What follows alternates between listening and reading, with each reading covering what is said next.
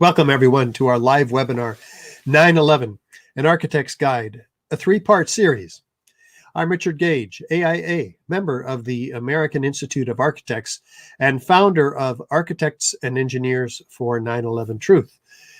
We're a 501c3 nonprofit organization representing a growing body of now more than 3,400 architects and engineers signed on to the petition demanding a new investigation into the destruction of all three World Trade Center skyscrapers on 9/11. This is part 3. Last week we looked at part 2 in this 3-part series. This is the Twin Towers and extreme heat today, in which we'll be looking at the evidence of very high temperatures and incendiary chemical reactions involved in the destruction of these two skyscrapers. Before we go further, though, let me introduce you to our operations manager and the host of 9/11 Freefall, Mr. Andy Steele. Hello, Andy. Hello, Richard. Hello, everybody. Thank you for tuning in today. As always, I just want to let everyone know I am here to help with any technical glitches which will occur from time to time. Also, we'll be happy to take your questions at the end of the webinar today. Best way to submit them is to go to ae911truth.org.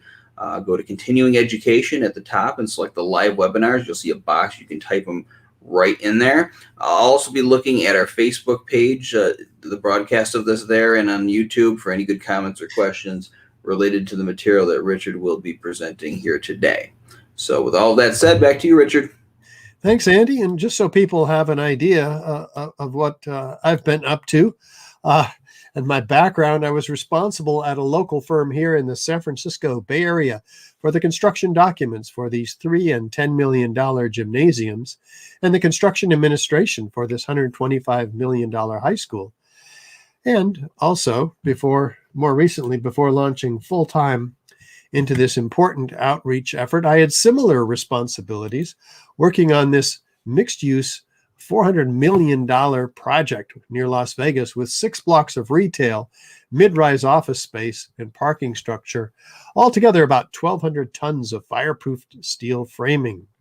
I now work full-time educating architects, engineers, and others to understand what really happened at the World Trade Center using the material in these courses.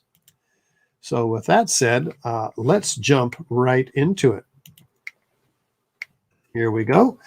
The scientific method, just a quick review, because we've had it in the West for almost 500 years now, depending on how you count it up. We have a question. What brought the towers down in this case, right? We do some background research. How have other towers come down? We make some observations. We construct a hypothesis. That's our best guess as to how the towers came down. We don't focus in on one hypothesis or another based on our personal and financial obligations that might sway our objective opinion in the matter of to determine how the towers came down. Maybe they came down by jet planes, fires, or perhaps it was explosions. Maybe even controlled demolition. We'll be looking at lots of evidence for that today. We test these hypotheses with experiments. We analyze the results. We draw conclusions.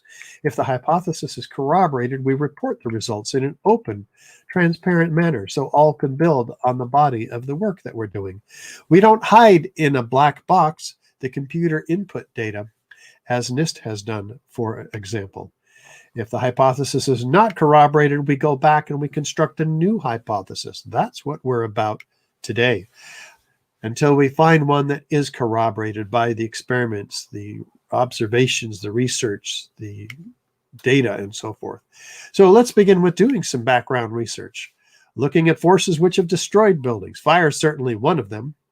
It's an organic, chaotic process that moves through a building every 20 minutes, burning up a given area and moving on to a fresh new set of fuel sources. Even NIST acknowledges, interestingly, that what fire protection engineers have acknowledged for decades, that fires don't persist in any one location in modern office buildings for more than about 20 or 30 minutes. They move on looking for fresh new fuel sources. And we'll see how that conflicts, or we saw last week how that conflicts with their own theory of how the towers came down and how severe and and long-standing those fires were.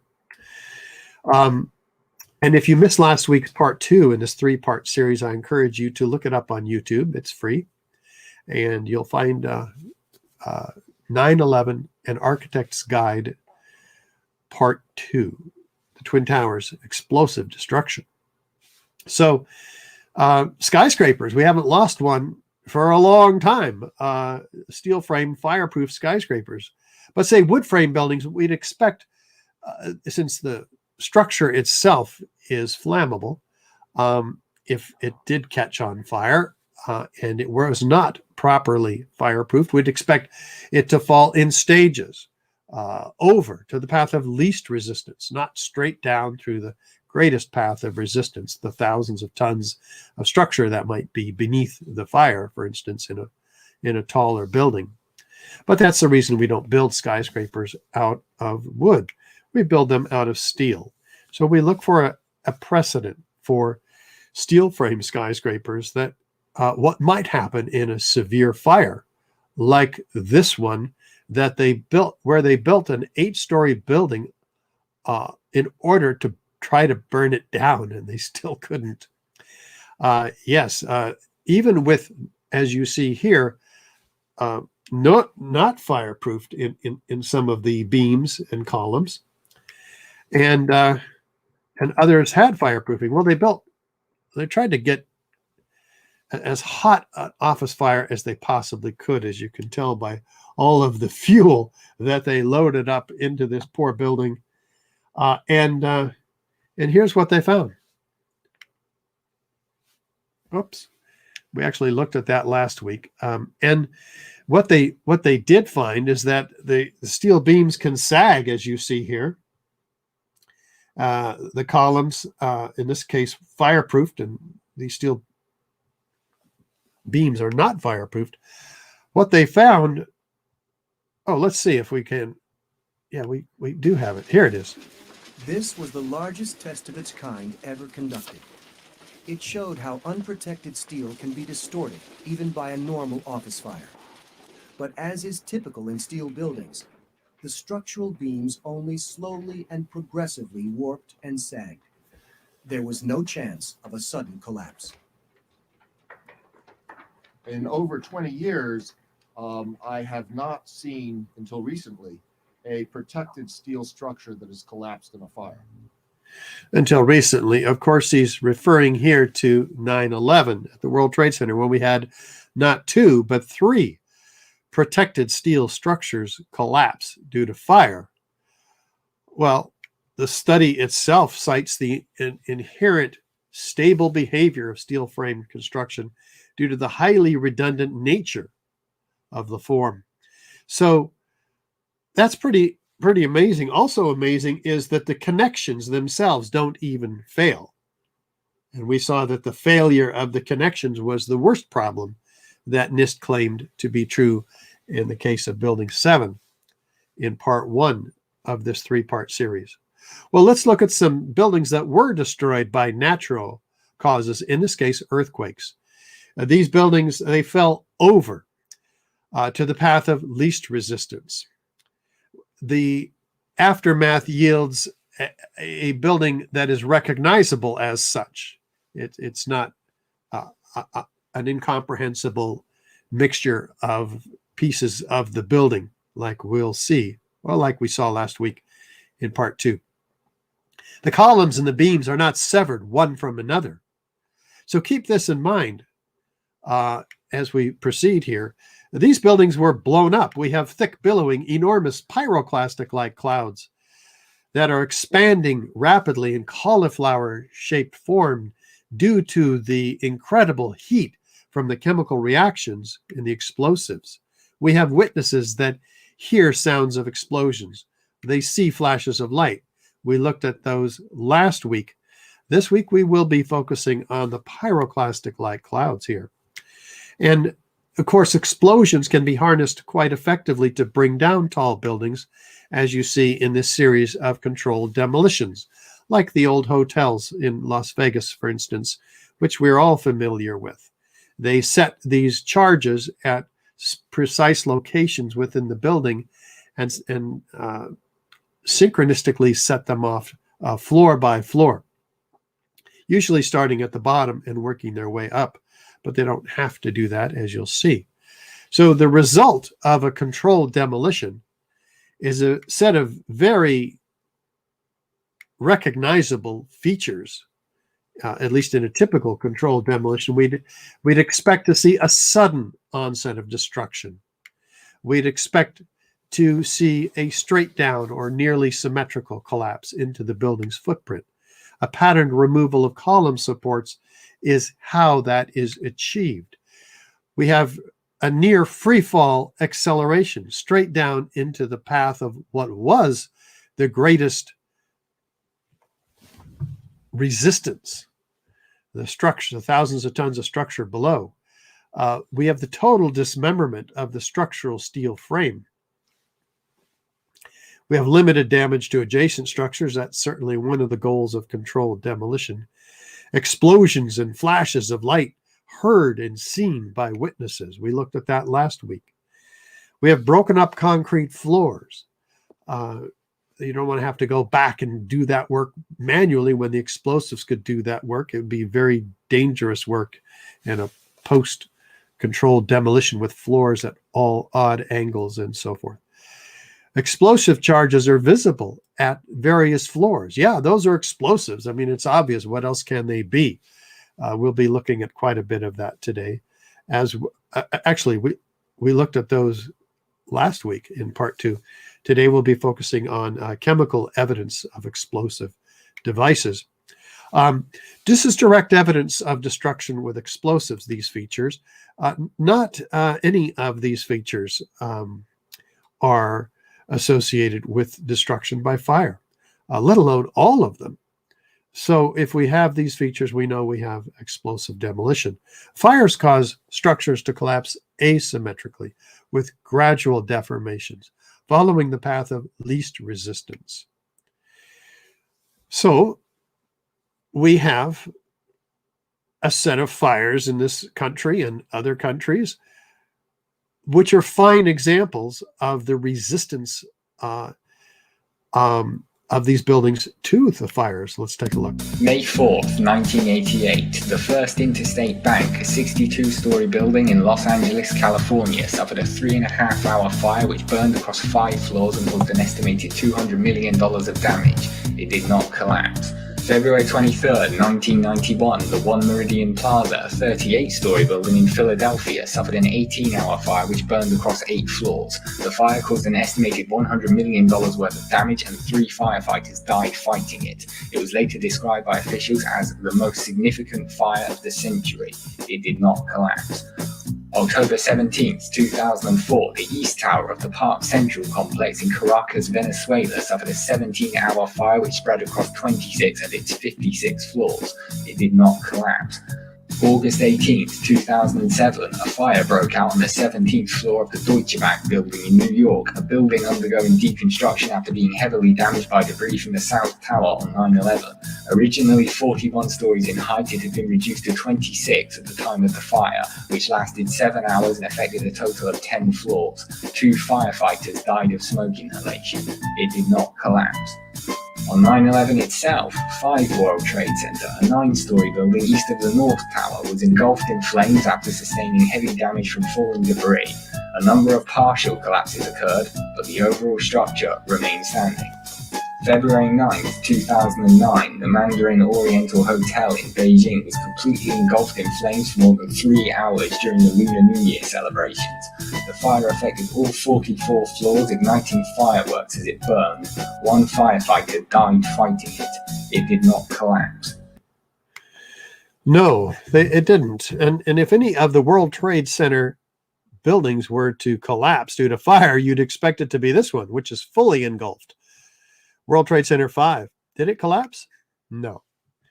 Mid-rise, high-rise, fireproof buildings do not collapse. And steel frame buildings.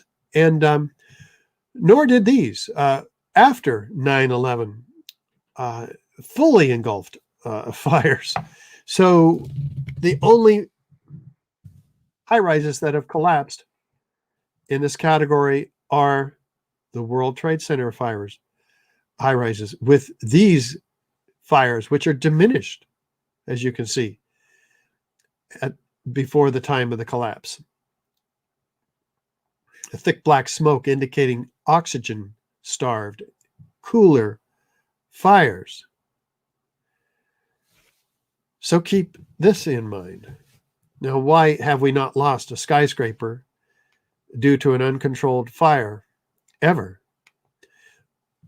Well, steel frame conducts that heat away.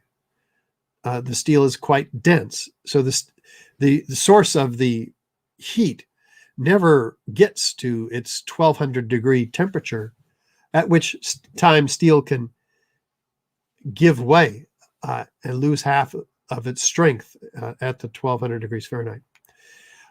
So we keep that from happening by coating our steel beams and columns with fireproofing, cementitious fireproofing, which makes it last 2 hours in a fire, or 3 hours, 4 to 6 times as longer than it needs to be, because fire only lasts 20 minutes in a given area, as you saw earlier.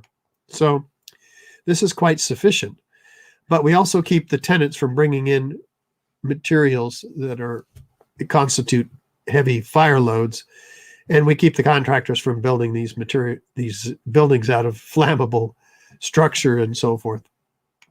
And just to keep all that from happening, we've put sprinklers in these buildings. And those sprinklers in the World Trade Center were said to have been damaged by the airplanes. Apparently. I mean, according to the official story. So they weren't much help. But with additional circumstantial and corroborative testimony, government documentation, you have to have approvals to bring down a building. People know in advance. There's foreknowledge of the destruction, as we saw in the case of Building 7 in part 1 of this 3-part series. Experts agree, yeah, that's a controlled demolition. Well, at least those experts without financial or political obligations that might sway their objective opinion in the matter. And video documentation, all this can be proof of controlled demolition. A body of proof that we're now going to apply to the World Trade Center towers. Now, we started last week in part 2 of this series with a sudden onset of destruction. We saw there was patterned explosions and flashes of light. We saw a straight down destruction, symmetrical destruction of the building, and the ejection of building materials at lower floors at 70 and 80 miles an hour laterally out of the building. And we saw a near free fall acceleration as clocked by physicists, indicating that the building, that structure had to have been removed prior to the load hitting the building from above. Not hitting, but crushing. So we saw the total shattering of the structural steel frame, indicating from National Fire Protection Guide 921, the fire and explosion investigation, that this is evidence of explosive destruction. We saw the lateral ejection of the structural steel 600 feet out. We saw the pulverized concrete already. So this was all direct evidence of destruction with explosives that we were looking at last week. And fire doesn't create these features, any of them, let alone all of them. Today, we're going to be looking and focusing in on the pyroclastic-like clouds. In other words, the heat. Again, the NFPA 921 says, look for thermal effects. Okay, what does that mean, actually? Well, the large volume of gas and the large amount of heat released in chemical explosions causing rapidly expanding plumes of hot gases, like we see emitted from all sides of the World Trade Center towers in all the videos. Cauliflower-shaped, expanding rapidly. In fact, 10 times the volume of the building in just 30 seconds. indicating extremely rapid expansion by heat. Now, this is a lot more heat expanding than we would have had in the fires, which surely were extinguished on those floors by the mechanical action of the collapsing tower. So we're looking for a whole lot more heat than these few small remaining fires at the time of the collapse, again, which were surely extinguished. We're looking for heat on the order of something like this, and we find it as we go looking for the source and the evidence of that heat. Let's start with Massimo Mazzucco's 9/11 New Pearl Harbor. Possibly the most important unexplained phenomenon at Ground Zero are the extremely high temperatures registered under the rubble for many weeks after the collapses. On September 16, NASA shot these thermographic images of Ground Zero, indicating unusually high temperatures at the base of the 3 collapsed buildings. Despite the heavy rains of September 14th, the hotspots registered peak temperatures of more than 1,300 degrees under the rubble. 10 days later, the fires kept burning. What's to explain, Governor, the smoke that still comes out? There's still fire down below. There is such an incredibly deep pile of rubble, and the tower goes down 5-6 stories underground. But we had ABC crews come back just in the last few minutes and telling us there are still flames coming out of the base of the trade towers. For the rescue workers, this became an additional burden on their already gruesome task. Out still on the rubble, it's still, I believe, 1,100 degrees. The guy's boots just melt within a few hours. On October 8th, the hotspots under the 3 collapsed buildings remained clearly visible. 6 weeks later, as the excavations progressed, the situation seemed only to get worse. Oh, it's unbelievable. And this is 6 weeks later, almost 6 weeks later. And as we get closer to the center of this, it gets hotter and hotter. It's probably 1,500 degrees. We've had some small windows into what we thought was a core at some point, and it looked like an oven. You know, it was just roaring inside. And it's just a bright reddish orange color. The consequences of such extreme temperatures were quite visible on the steel that was being extracted from the rubble. The grapplers were pulling stuff out, big sections of iron that were literally on fire on the other end. They would hit the air and burst into flames, which was pretty spooky to see. We would create an air pocket by moving steel, fueling the fires underground. But, you know, these underground fires were just like the fires of hell. If you could make a video of what you perceive hell to look like, from fire shooting up at times, that's what would happen. You would be in the middle of what would look like steel, and then fire just would pop up. Firemen were coming out with, and our workers with their boots literally melted. And then the hose would come over and they would try to put that part out. I got there. Charlie Vichers was a supervisor of removal operations at Ground Zero. From PBS's America Rebuilds page, we read, Vichers' crew picked up 40 to 60 foot long pieces of steel impaled in the pile, where the bottom 20 feet would be glowing red hot. Vichers said, trucks loaded with steel would pass by, and you could feel the back of your neck burning standing 20 feet away. In an article called A Dangerous Work Site, the U.S. Department of Labor wrote, underground fires burned at temperatures of 2,000 degrees Fahrenheit. This was confirmed by Mayor Giuliani. There were fires of 2,000 degrees Fahrenheit below the ground. The Journal of the American Society of Safety Engineers wrote, thermal measurements taken by helicopter each day showed underground temperatures ranging from 400 to more than 2,800 degrees Fahrenheit. 8 weeks later, and the fires still had not subsided. You see how this debris is still smoking? That's when the fire's going to still burning. 8 weeks later, we still got fires burning. So, I mean, these things are burning. At one point, I think they were about 2,800 degrees. 11 weeks later, and the fires kept burning.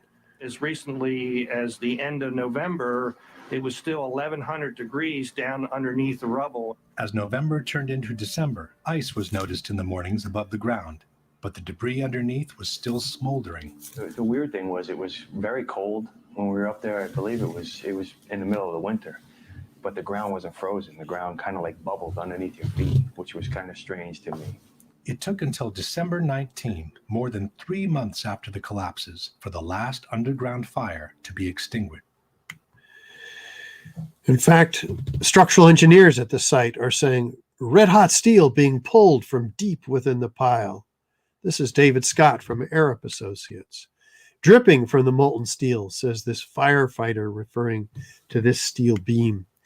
Saw pools of literally molten steel at the World Trade Center, says Peter Tully, president of the construction company. We're going to see why these accounts are so very important, because these temperatures cannot possibly be accounted for from the official story. Not jet fuel, not office fires, none of it. Uncovering red hot metal beams, ranging from molten metal, which was still red hot weeks after the event, molten steel at the heart of the tower's remains, streams of molten metal that leaked from the hot cores and flowed down, metal dripping from a beam, molten steel beams, the end of the beam dripping with molten steel. Mark Loiseau, president of one of the cleanup contractors, in this case, Controlled Demolition, Inc. Molten steel was encountered primarily during the excavation of debris. There are videotape and photos of the molten steel being dipped out by the buckets of the excavators. A little river of steel flowing, says who? Leslie Robertson, the World Trade Center structural engineer himself, and his associate, Richard Garlock. The debris past the columns was red hot, molten, running. Molten steel is pouring out of the South Tower. Now it turns out to be molten iron, as we'll see. And NIST claims, this is minutes prior to its collapse.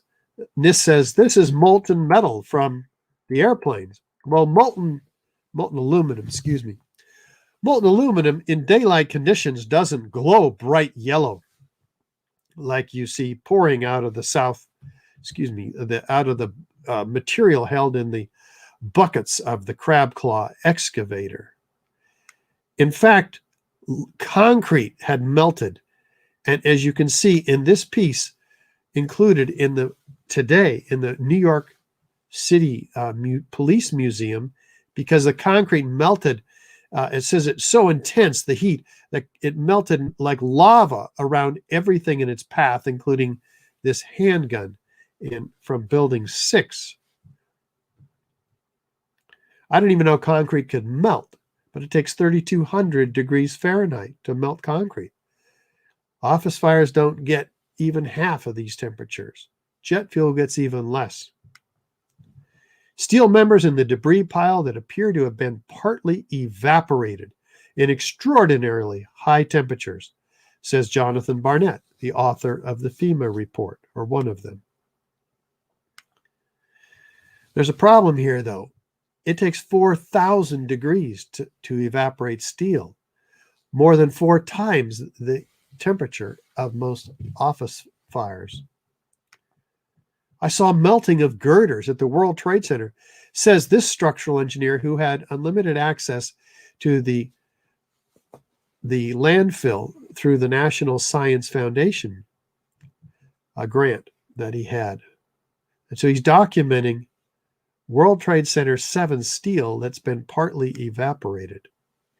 He says if you remember Salvador Dali paintings with the clocks that are kind of melted, it's like that. That can only happen if you get steel yellow hot or white hot, perhaps around 2,000 degrees.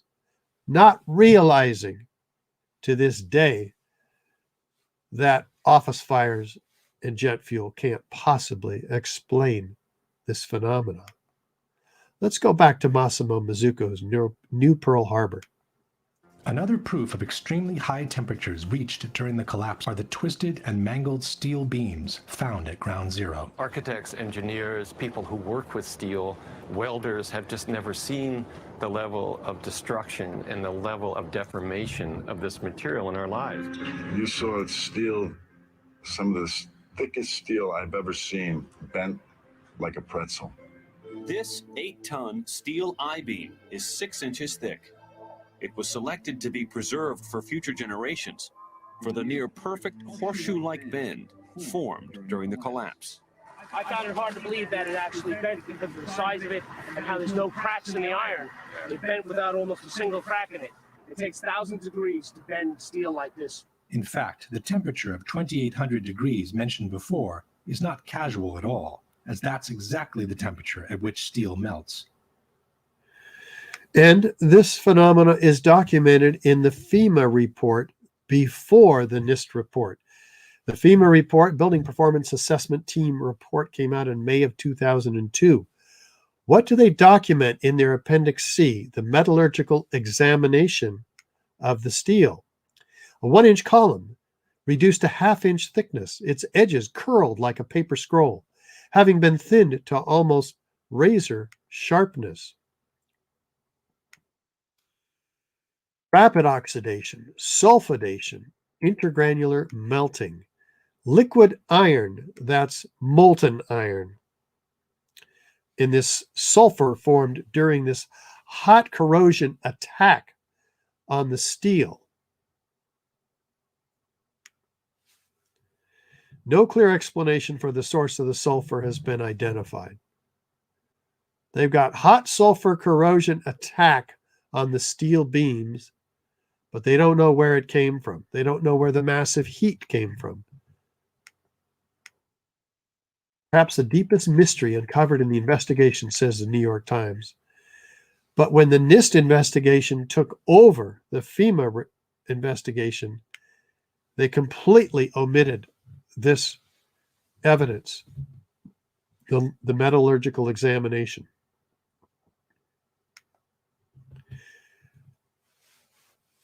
But since it was so very frequently asked about, they had to acknowledge it in a set of FAQs, which they published only years later after their report. Sulfur, they said, is present in gypsum wallboard, prevalent in the interior partitions. Well, that is not true. Calcium sulfate is present in gypsum wallboard, but it is not sulfur. It's chemically inert. It can't turn around and attack the steel that for 100 years it's been designed to protect. We put gypsum wallboard around our steel beams today. It's not been a problem. And besides, you can include or perform experiments and see if gypsum wallboard attacks the steel when you get the hottest office fire, or in this case, backyard fire, as you can. No attack on the steel whatsoever. Experiment is the arbiter of competing hypotheses. If the smell of the sulfur permeated the World Trade Center, it burned that smell, says John Field. I can never block out that smell. It haunts me. Sulfur burning.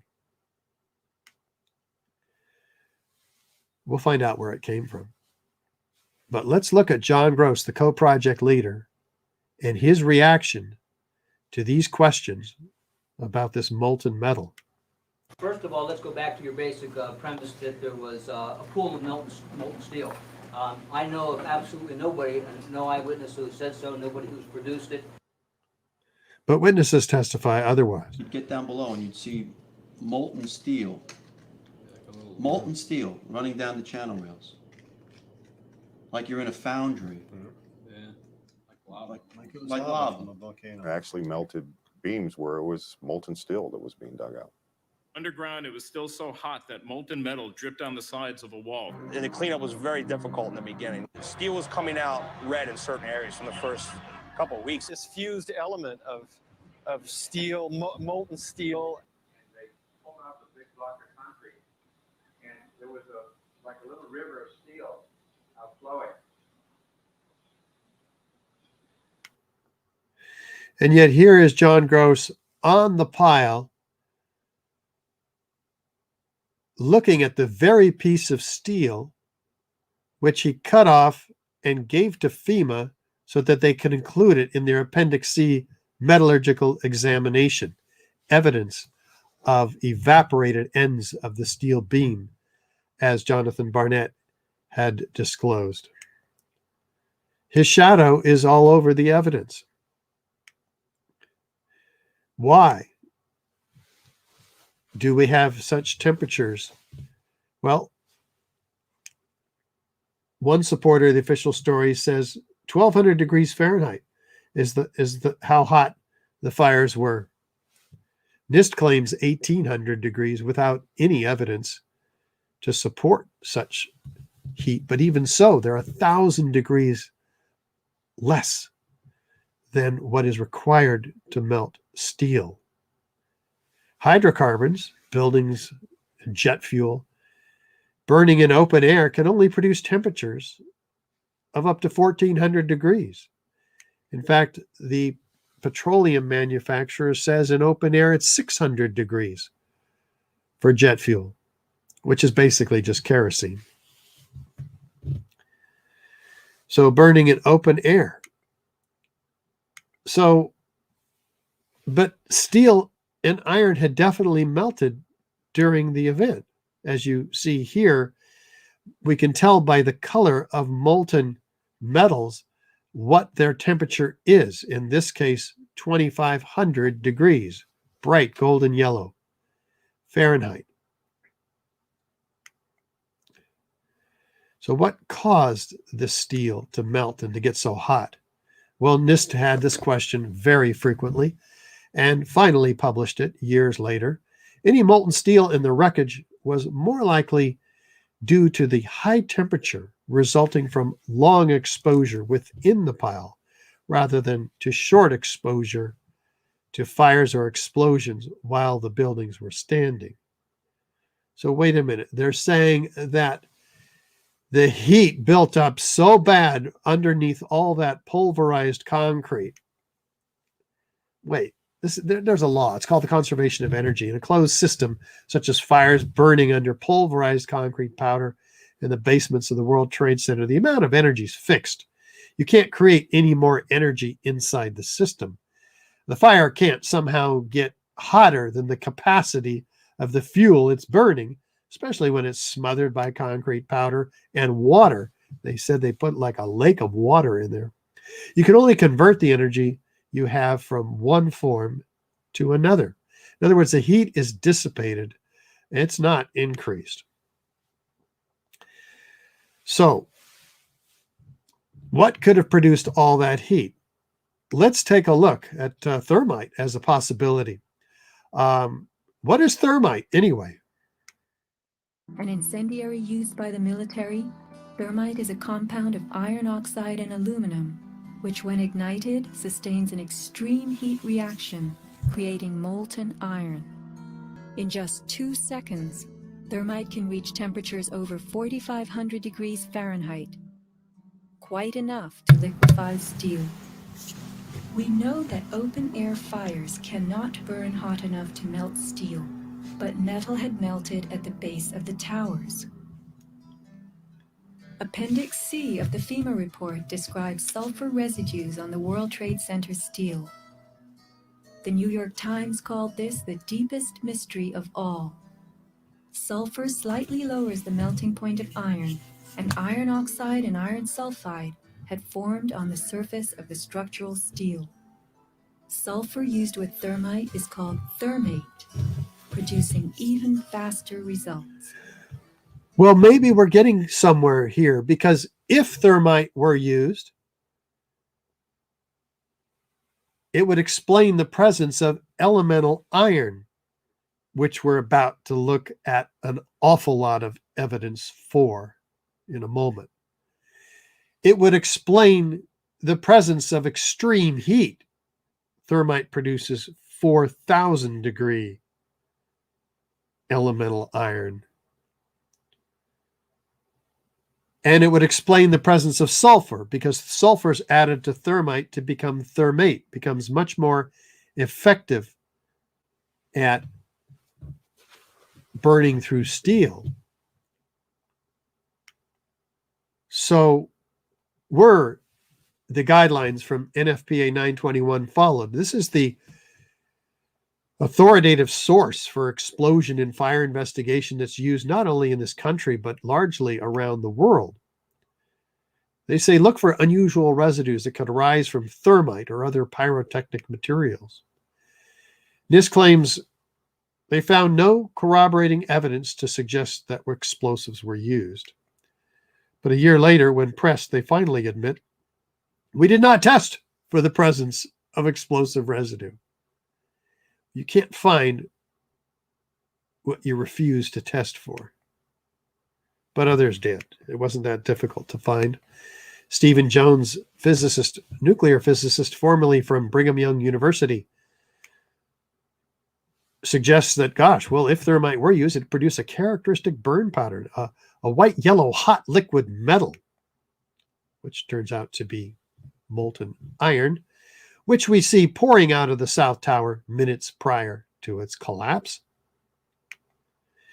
He says it produced a whitish cloud of aluminum oxide ash, which we see rising from the material pouring out of the South Tower,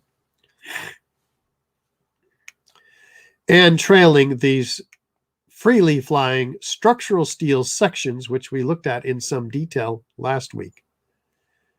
Back to, forward to. Why are steel beams ejected in every direction by the hundreds and even by the thousands, trailing thick white smoke clouds? Steel beams are not flammable in office fire conditions. How did the ends of these steel beams get on fire? And again, you see thousands of them. Looks more like the volcanic eruption in the Tongan Sea in 2009. Upward, outward arching streamers, freely flying solid objects trailed by thick white smoke clouds. The geometry of fireworks indicating massive explosions. And both towers are the same.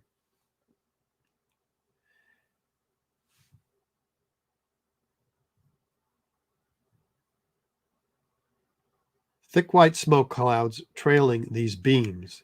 The grapplers were pulling stuff out, big sections of iron that were literally on fire on the other end. They would hit the air and burst into flames. But steel beams are not flammable in office fire conditions. Let's look at thermite in some detail.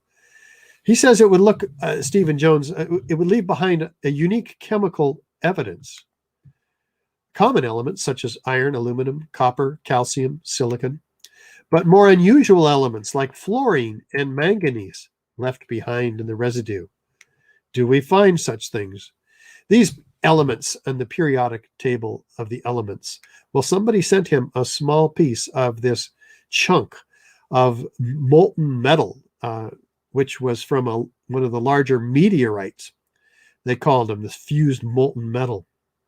Anyway, he got a chip of this, performs electron microprobe data. He says, gosh, this is predominantly iron. So he rules out aluminum from the jet planes.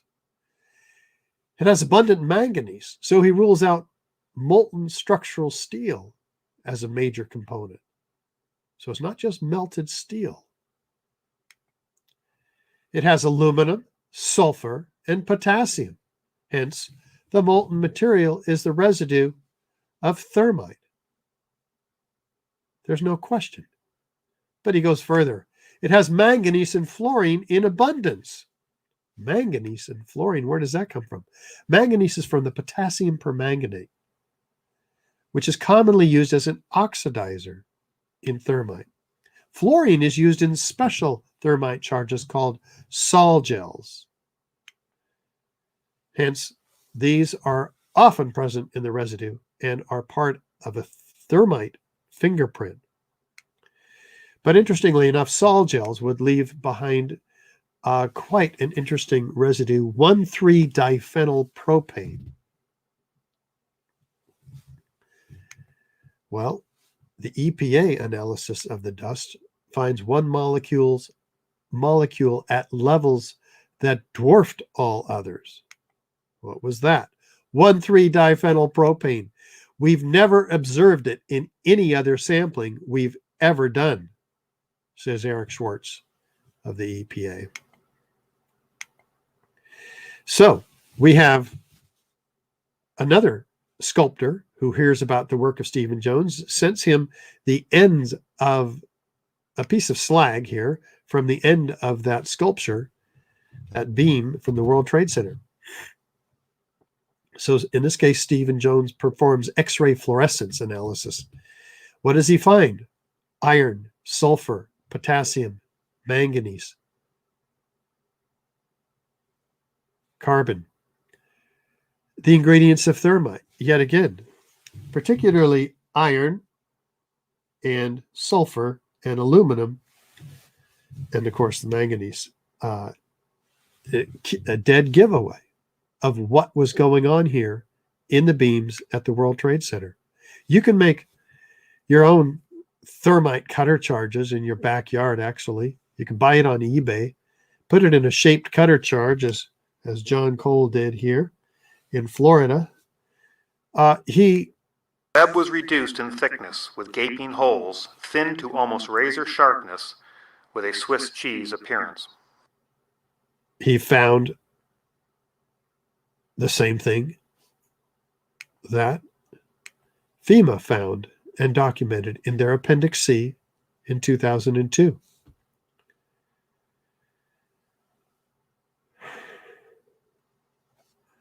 I mean, it gets to be so clear what's going on here.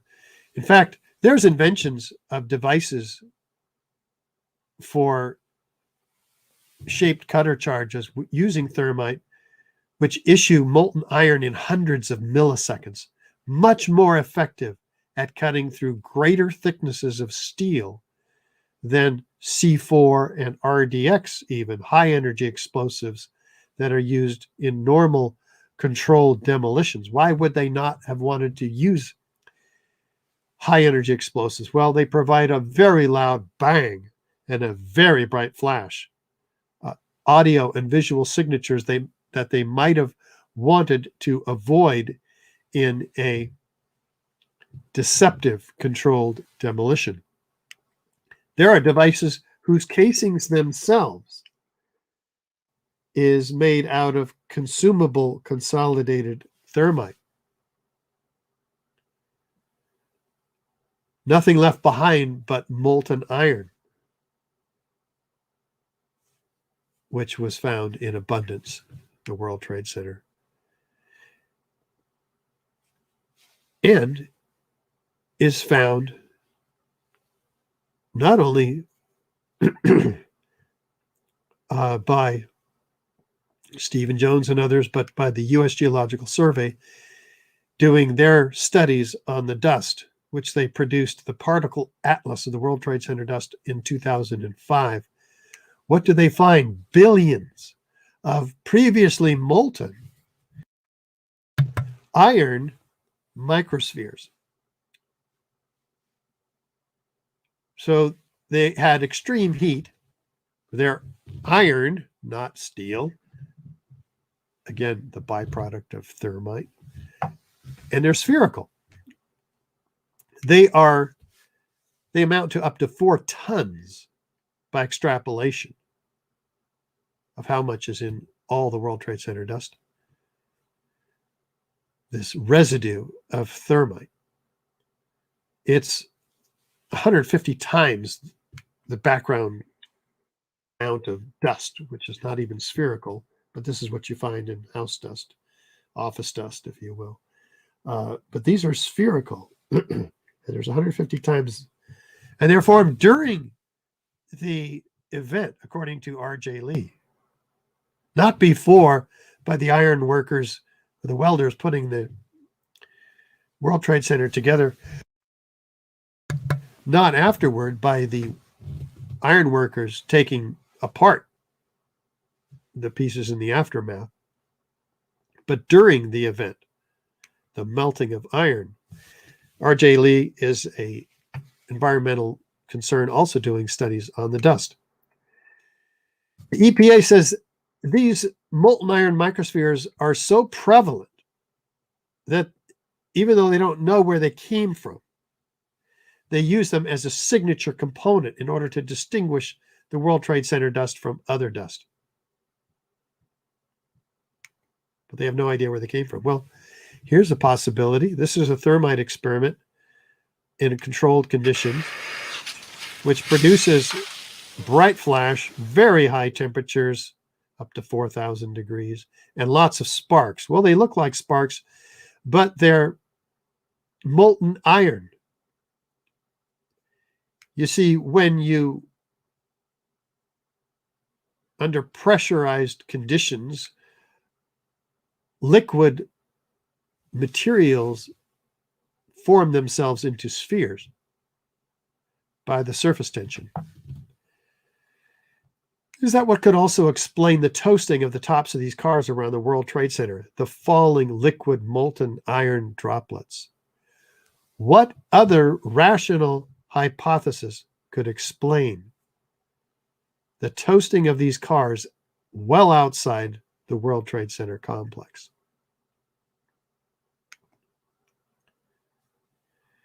And what else was found in the World Trade Center dust?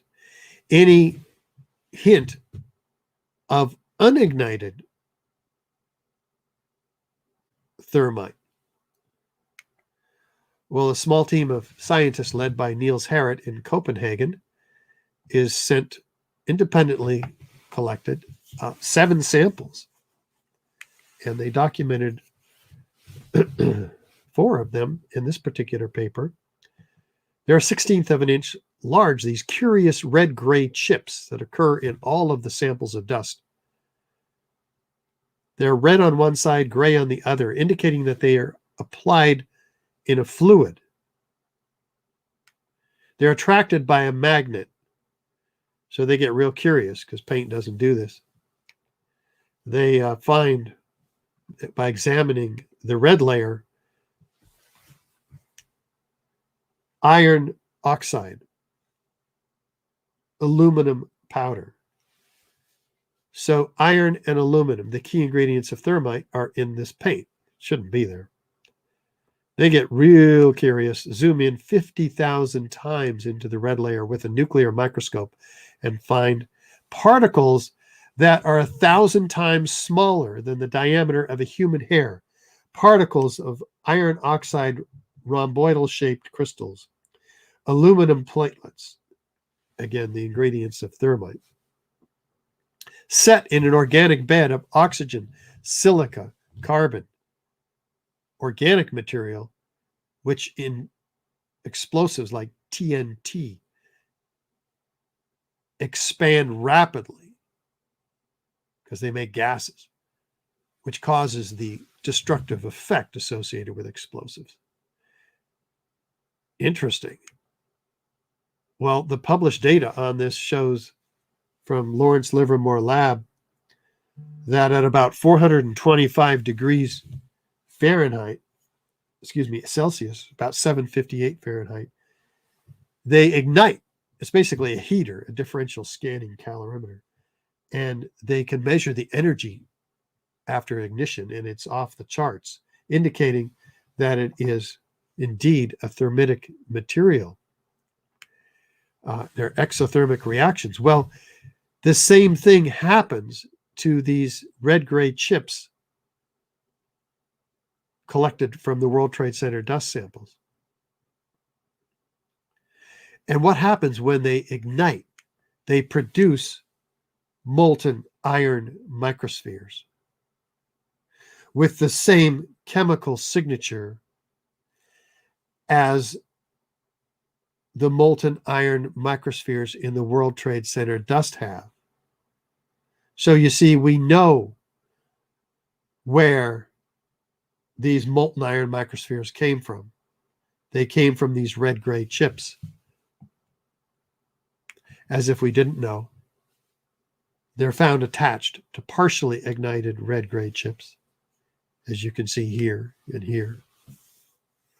So you see, we have a self-corroborating set of repeatable experimental data that can be used in a court of law to bring to justice the real perpetrators of 9/11, since we know how the towers came down. This is a very sophisticated material when you reduce the size of these physical particles down to the nanoscale. The surface volume increases exponentially, so the speed of the chemical reaction is virtually instantaneous. Engineering an incendiary, which traditionally works by means of heat, massive heat, into an explosive. It's not made in a cave in Afghanistan. It's made only in the most advanced defense contracting laboratories. You see, they've proven in this 25-page peer-reviewed paper in the Bentham Open Chemical Physics Journal that this is active, unreacted thermitic material incorporating nanotechnology. It's highly energetic, pyrotechnic, or explosive. This conclusion has not been challenged by anyone submitting their own peer-reviewed paper. That's what you do to challenge somebody you think has a wrong conclusion. You submit your own paper. This has not been done. So what we've looked at last week was direct evidence of destruction with explosives. Fire doesn't create these features, any of them. What we looked at this week, I mean, in these final three. And so fires cause less robust structures to collapse. They do so asymmetrically with gradual deformation, following the path of least resistance. Especially these fires, causing all of the destruction that we've looked at over the last couple of weeks. In fact, the thermal imaging videos released from the Freedom of Information Act request reveal fires that are only 200 degrees Fahrenheit at the most.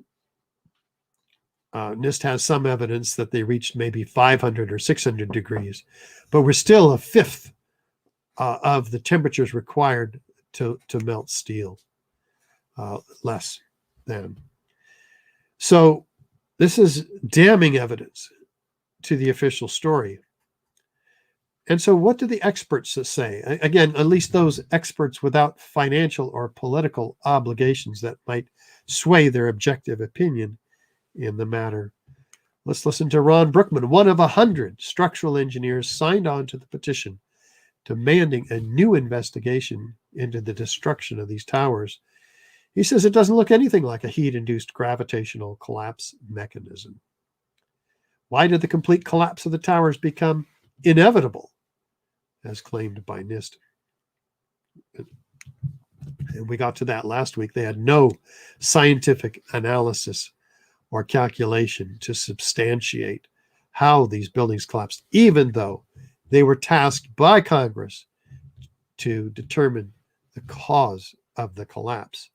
In footnote 13 on page 82, we found that they had their own agenda. They went to the initiation of collapse, and that's as far as they were willing to go.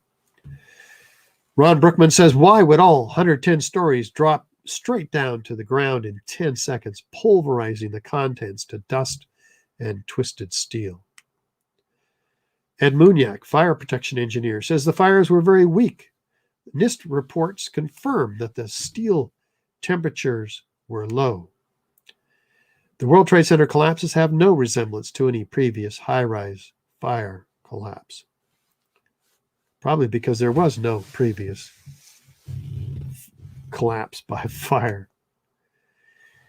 The destruction of evidence is something we need to look at too, because, I mean, this was a crime scene, and surely the powers that be preserved the steel for review by forensic engineers before it was taken away. Well, let's listen to one of those forensic engineers. After 9/11, we realized that Port Authority of New York and New Jersey has sent all the steel that we need to study. That's why I'm here to study steel. Has sent all the steel to recycling plant to go to China for recycling. For what? For 15 cents a pound. Just nothing. And all the evidence of steel went to melting pot. The evidence of the steel went to the melting pot to China for recycling before engineers could get their hands on it and do a proper forensic analysis. In fact, Mike Bloomberg, mayor of New York, who's an engineer himself, says just looking at a piece of metal generally doesn't tell you anything, justifying getting rid of the steel and using computer analysis in which they could bluff their way through this cover-up of the crime of the century. Prompting Bill Manning, editor-in-chief of Fire Engineering magazine, to cry out crucial evidence that could answer many questions is on the slow boat to China, showing an astounding ignorance of government officials to the value of a thorough scientific investigation. The destruction and removal of evidence must stop immediately. But it didn't. In fact, in easily the largest and most perplexing structural failures in history, starting just 2 weeks after 9/11, we have the removal of this steel from the site to barges at 400 truckloads a day sent to China for recycling. This is the illegal destruction of evidence in a crime scene, which is why so many architects and engineers have found through the use of the scientific method that the hypothesis of explosions and controlled demolitions and the use of incendiaries is what is really going on here. Having today, we've looked at features 8, 9, and 10, high temperatures in the World Trade Center towers. Last week, we looked at features 1 through 7. This is direct evidence of destruction with explosives. Fire doesn't create these features, any of them, let alone all of them. Additional circumstantial corroborative eyewitness testimony and evidence. We note that this is proof of controlled demolition, prompting 3,400 architects and engineers to demand a new investigation. And we hope you'll join them because when you do, you will have made your public stance on the petition. And again, 20,000 supporters who are not even architects and engineers have already signed the petition in addition to those professionals. So I imagine you might have some questions now. Do we have questions, Andy? Yeah, we got a few of them in, so now is the time to get them in if you haven't asked them yet.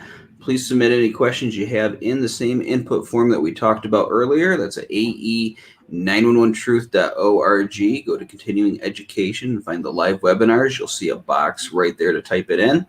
In the meantime, we're going to tell you about some of the ways that you can get involved if now that you're informed you agree this evidence is compelling and warrants a new investigation. Well, while you're there, folks, go ahead and subscribe to our email newsletter so that you can just put your name and your email in there, and we'll send you our latest efforts at getting a real investigation and the latest evidence that we've put together, all the outreach efforts we're making. So be sure to subscribe to our email newsletter and get informed. But with the evidence, there's an incredible evidence section right there on our website. Papers, videos, you name it. It's all there. And sign the petition. Again, demanding a new investigation. Join those architects and engineers.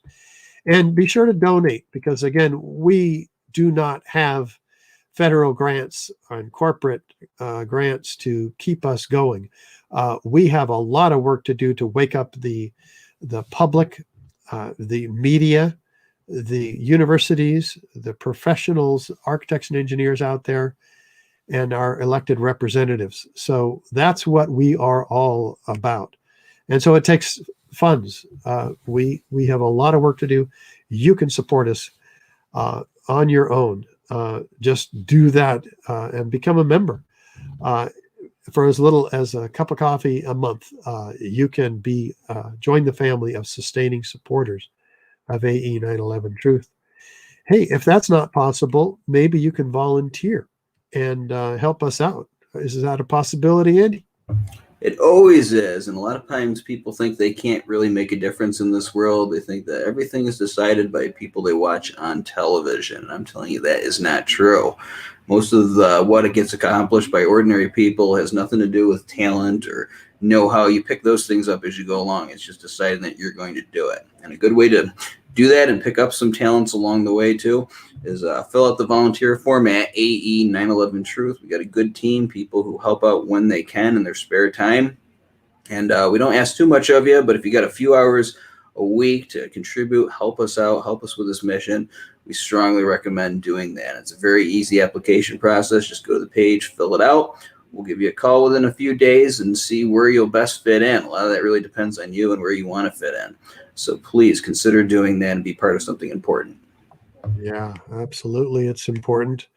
And you can do things on your own too. Reach out to your local elected representatives, the media, television, radio, newspaper. Tell them, hey, there's 3,400 architects and engineers challenging the official story. Send them our brochures, our DVDs. You can screen the DVDs. You can show the brochures one at a time. Just hand them to one to every architect and engineer in your city. Make them aware of the $300,000 4-year finite element analysis computer modeling of World Trade Center 7 by the University of Alaska, who spent a lot of effort and in the end completely pulled the rug out from underneath the official report, finding that fire did not cause the collapse of World Trade Center 7, and it didn't experience a progressive collapse, but a global collapse caused by the near simultaneous failure of all of its columns. Now, how does that happen? Well, we've shown you the evidence of how that happens in these last 2 or 3. Well, in the case of Building 7, the first in this 3-part series. So we've sent 75,000 postcards out educating engineers around the country as to what really happened here, because the implications are staggering. We've also sent them, many of them, at the universities and our elected representatives, and many of you have sent them as well in our most recent program, the DVD called 7, which is the story about the University of Alaska and Professor Leroy Hulsey and his effort to bring sanity to a world that has closed its eyes to the most important event of the century. So, we're asking you to join us and look at our conferences that we've been giving and support the effort to bring justice to Jeff Campbell, who was murdered in the 106th floor of the North Tower. And that's one of the things that inspired this group of 5 fire commissioners to demand a new investigation. They were inspired by the request for correction, which we have submitted, highlighting the fraud in the NIST report. And we're asking you to get inspired and call your representative. We'll actually do the meeting. Isn't that right, Andy? That is exactly right. We're happy to do these meetings. They're over the phone, so we don't even have to travel. And because of the whole world situation, it's made this opportunity present itself to us and to the 9/11 Truth community. But you got to take that first step, because if we're not in the congressman's district, then they're not going to be as interested in what we have to say. It seems like they should be, considering the evidence that's presented in this important event, but they still want to hear from constituents first. So you get involved by going to your congressman's website, you look up their forum where you try to schedule a meeting, and you ask for a phone meeting with yourself and members of AE 9/11 Truth, with their staffers, to discuss this evidence and what you're seeing on the screen here in front of you, the Bobby McIlvaine World Trade Center Investigation Act. This is the path to justice for the nearly 3,000 people that died on September 11th. It's named after Bobby McIlvaine, who was killed as he was entering the North Tower lobby on that day. And what this would do is it would establish a select committee. It can be passed in either house of Congress that would look into the evidence that Richard is presenting. It's actually written in such a way that they can't just drag NIST out to rehash the same talking points and call it a day. They really have to look into the possibility that nanothermite was used to bring these towers down. But again, as I say every week, members of Congress are creatures that respond. They don't, unless they got some agenda of their own that they came to office with, they don't do something they'd rather not do unless they get a lot of pressure from their constituents. So that's why you got to get involved in big ways and in small ways. And if you can only afford to do the small ways, you can give them a call and leave them a message, send them a letter, but get involved and let them know this issue still exists and we're not giving up. Thank you, Andy. And you guys should know that we have gotten a promise from the U.S. Attorney in Manhattan to comply with the law requiring him to give 57, now 60 exhibits of this evidence to a special grand jury. And we're suing them to ensure that that happens. We're also suing the FBI to turn over our evidence that we gave to them with an assessment, to turn it over to Congress as they were required to do by the 2015 9/11 Commission review. And that is in legal works as well. And we've made a documentary that you should all see.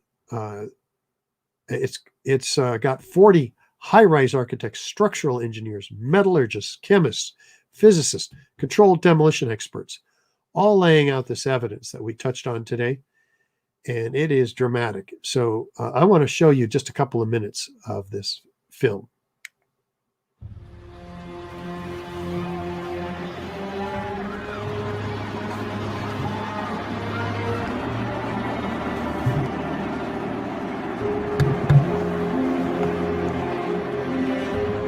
I don't want to be involved in conspiracy theories. There are lots of them that can go on. We could speculate on that forever.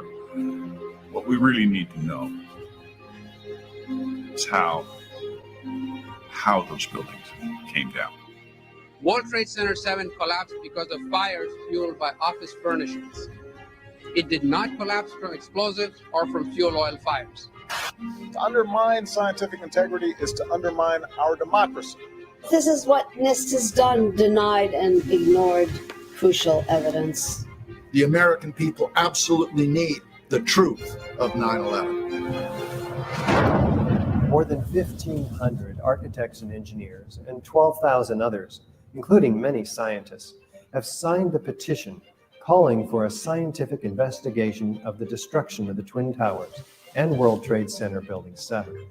The report, issued by the National Institute of Standards and Technology, referred to as NIST, was not valid science. They're talking about a single columnar collapse or failure that resulted in a total collapse of the building. Building number 7 descended in free fall for the first 100 feet, which means that there was absolutely no resistance to the descent whatsoever. So all of the columns really needed to be severed at the same time. The symmetry is the smoking gun. NIST has admitted it went into free fall for 8 stories. You don't need to be an engineer or an architect to see what happened to those buildings. Dit is controlled demolition. Zeker weten. Zeker weten. What I saw, it was a classic implosion. The center of the core, the penthouse area, starts to move first, and then the building follows along with it. NIST excluded the documents from FEMA in Appendix C that documented the evidence of melting steel. In an office fire, you cannot generate enough heat to melt steel. There were these iron microspheres present in all of the dust samples. They needed to have been formed in extremely high temperatures. All the characteristics of the microspheres, along with what I see in the attack of the beams that were actually found, tell me that thermite was involved. In the dust, what we have found is a modern version of thermite, which we call nanothermite. NIST concedes that they found no evidence for explosives. So then we ask them, well, did you look?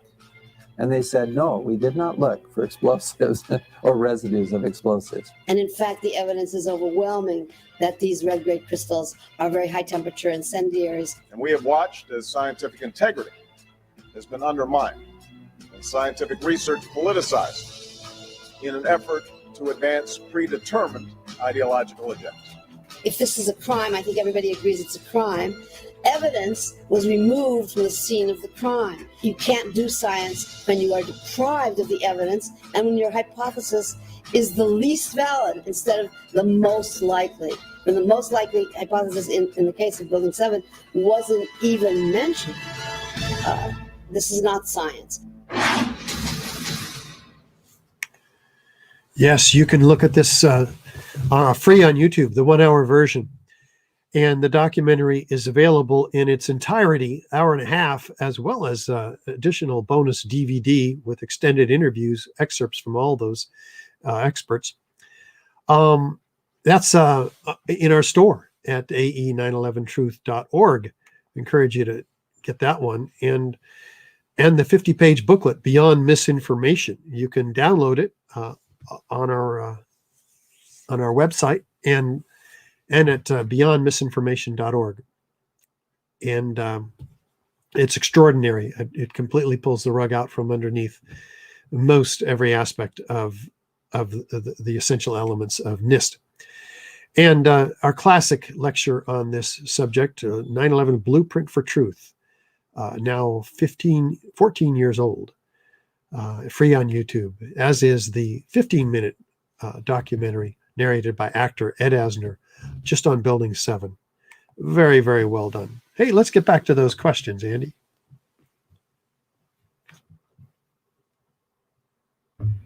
There we go. The mute button is finally off. Okay, our first question says, Building 7 officially caught on fire because of the North Tower collapse. But Barry Jennings was complaining about the heat before either of the Twin Towers collapsed. Any comments? I was unaware that Barry Jennings was complaining about heat before the collapse of the towers. Do you know anything about that, Andy? I don't know anything about it. I guess we'd have to look at his testimony again and see if this is something that we missed. Yeah, and send us a link from the questioner. Right, info at ae911truth.org. That's the best place to send us stuff, and a lot of people will see it. Yeah, that's info at ae911truth.org. Okay, so we'll reserve judgment on that one for another day and let the commenter know or the questioner know.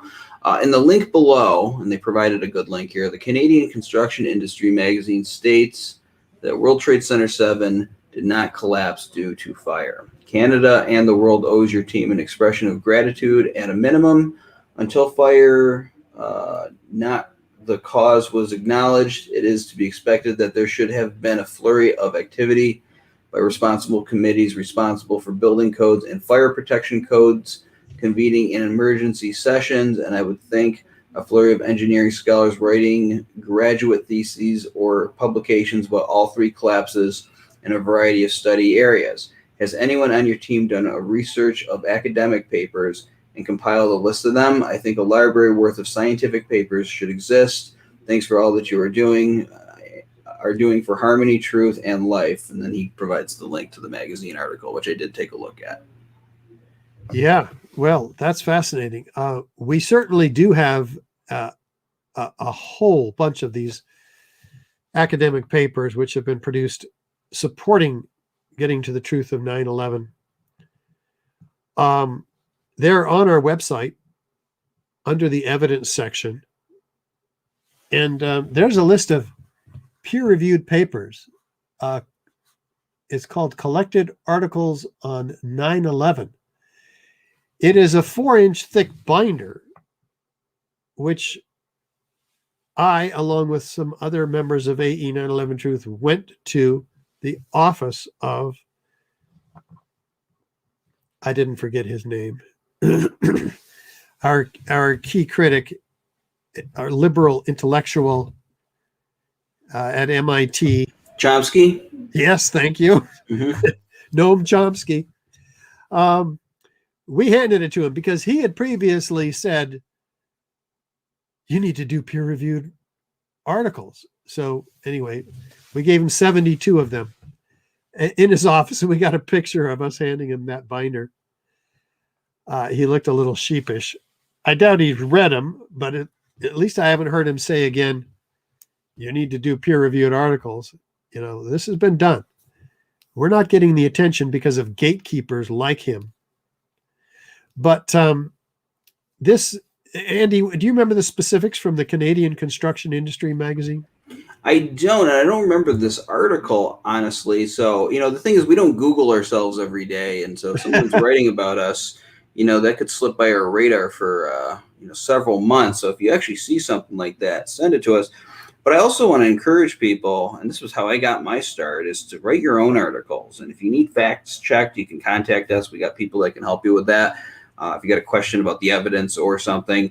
But, you know, we really need people to kind of grab the bull by the horns and start writing their own take on the evidence, especially if they agree with us, and get it into publications around them, send it into newspapers, start blogs. Whatever happened to blogs? It used to be a big thing, and now I don't ever hear about any blogs anymore. So start blogs and start blogging about this issue and get it out as many people as you can, and just do it from your own take and from your own perspective and your own writing style. And that is very helpful as long as you're accurate and come across as professional. Trust me, the more people that are talking about this, the better. Yes, this article is in the Daily Commercial News by Construct Connect. It is a widely read construction-related website news center for the construction industry. What it is an article about our work, specifically the work of the University of Alaska, citing the Halsey study, which again says, even in the article here, that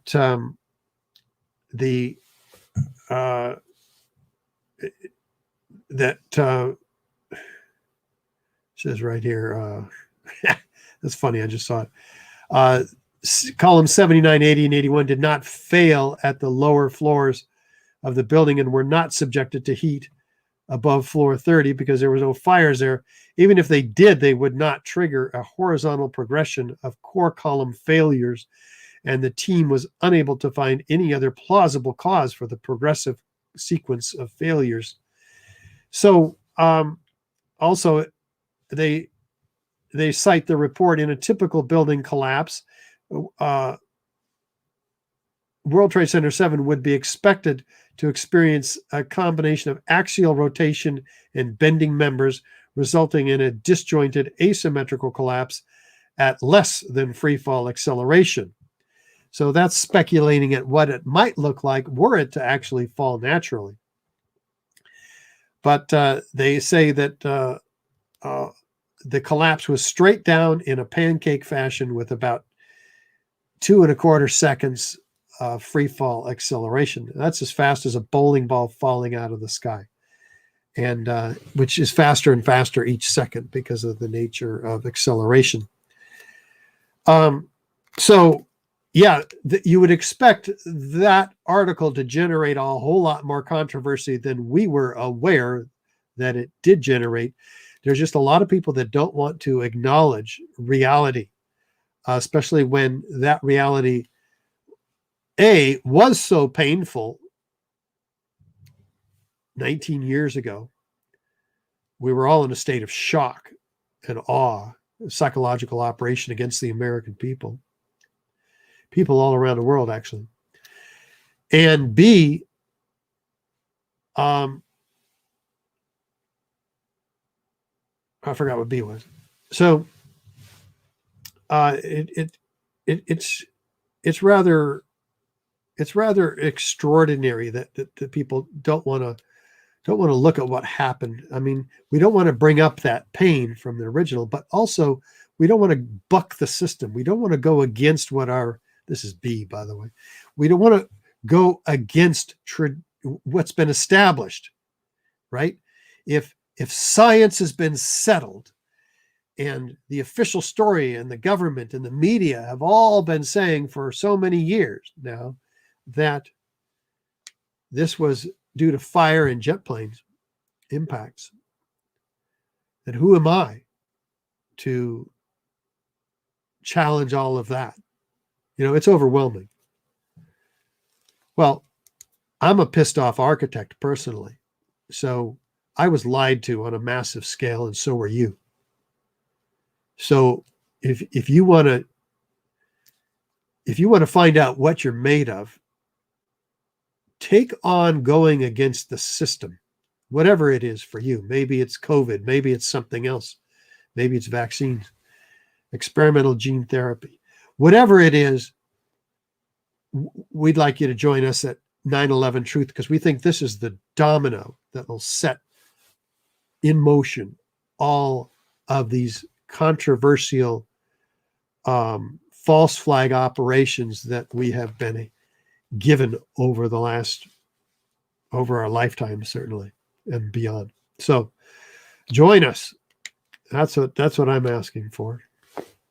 That's right. I agree 100%. And I'll just add too, just because the people on TV and who write the newspapers claim that they're the experts, they're the ones who have to create reality. When you actually get to talk to some of them, you realize that they're not necessarily there because they're the best at their job. It's usually because they're willing to toe the line. So you got to have confidence in yourself. And who are you? You're just like everyone else. Every job that's out there, they made it so that humans can do them.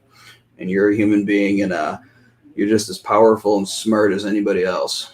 Yeah. So, all right. Our next question says, NIST said since aluminum melts at lower temperatures, therefore the orange metal pouring out of the South Tower has to be aluminum. Since when do investigations rule out possibilities based on assumptions? Well, that's all they got. They don't have the science behind them, so they have to rule out possibilities based on assumptions. I like the way you said that. The orange metal and yellow metal and white hot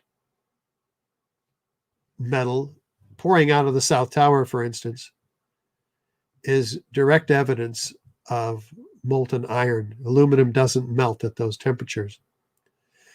It melts at lower temperatures. It doesn't glow bright yellow and white hot in daylight conditions, is what I meant. And it's been proven, and NIST says, oh, this is aluminum mixed with organic materials. Well, Dr. Stephen Jones, the physicist, has done experiments where he's mixed molten aluminum with organic materials, and it doesn't glow bright hot, doesn't glow bright yellow. In fact, it does the opposite. It just gets coated with silvery aluminum. This is clearly molten iron at temperatures exceeding its melting point, 2,800 degrees. And the color gives us the temperature. It's the physics of all of this is overwhelmingly in our favor. What is not in our favor is going up against the worldview of people who do not want to be psychologically challenged and who don't want to turn around and challenge the authority. We get that. We're trying to find those of you who are capable of reaching past your comfort zone and realizing that you were shafted, hoaxed, taken advantage of on a massive scale. And we hope you'll get pissed off like we do. We have. And we're driven. So we're looking for more volunteers. We're looking for donors. Whatever your conscience guides you to do, there's something for you to do. And we went over those earlier. So thanks for joining us in that effort. Okay, we have one more question here from Facebook, and it says, I am no engineer, but could pure pressured oxygenated fires reach those temperatures? Well, they have oxyacetylene torches, which reach greater temperatures than that. But this is a finely crafted instrument based on scientific principles, which the adjustments of the oxygen and acetylene which is a gas, levels maximize the temperature. We don't have that in normal office fires, which is why normal office fires don't get to be about 500, maybe 1,000 degrees Fahrenheit. So, no, it's completely out of the question, which is why NIST doesn't try to explain how those fires got so hot. They ignore the 2,800 degree temperatures altogether, and even, as you heard John Gross do, deny it, even though he's standing on the pile exposing a partially evaporated beam, which takes 4,000 degree temperatures. The only thing they had was a rather lame speculation that maybe the fires got so hot because they were covered up with concrete powder and water down in the basements. I mean, that's your best? Come on. Maybe it was the gypsum board that yielded all this sulfur that attacked the steel. Hey, you saw the experiment. Gypsum board does not turn around and attack the steel that it's been designed to protect for over 100 years. So something else is going on here, and it's bigger than AE 911 truth. We can't do it alone. We need you. We need you to take this information, even the link from today's webinar, send it to every architect and engineer you know, every media representative, every elected representative, every friend that you have,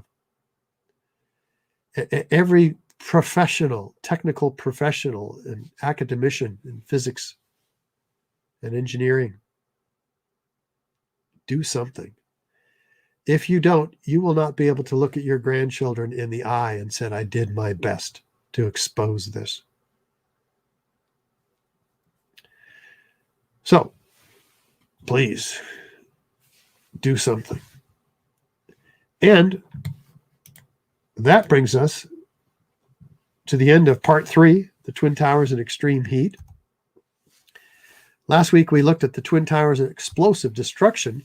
Guess what? We do it all over again in May, which is coming right up. The first week of May, Thursday, 1 p.m. Pacific, we go into part 1 again and do the whole series every week in May. So join us for that. It's the 47-story skyscraper that collapsed at freefall acceleration in 7 seconds, top to bottom, symmetrical collapse, which the official story says happened by normal office fires. No plane hit this building either. They don't even have that to work with. So join us as we expose lie after lie in NIST. And thanks again, everybody. Thanks, Andy, for helping us.